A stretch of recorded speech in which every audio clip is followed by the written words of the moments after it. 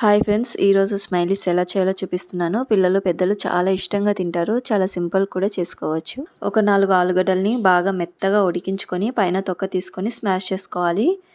ఇలా చేసుకున్న తర్వాత ఒక హాఫ్ కప్ దాకా కార్న్ ఫ్లోర్ వేసుకోవాలి. ఇందులోకి తగినంత ఉప్పు వేసుకోవాలి. 1 టేబుల్ స్పూన్ దాకా కారం వేసుకోవాలి. వేసుకున్న తర్వాత ఇవన్నీ బాగా కలిసే విధంగా ఒకసారి కలుపుకోవాలి.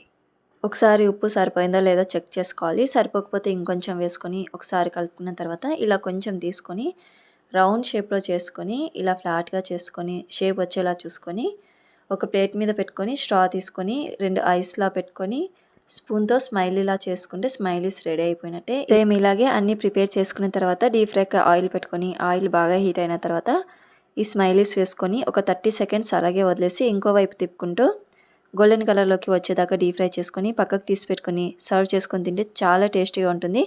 మీరు కూడా ట్రై చేయండి. అలాగే నా ఛానల్ నచ్చితే సబ్స్క్రైబ్ చేసుకోండి.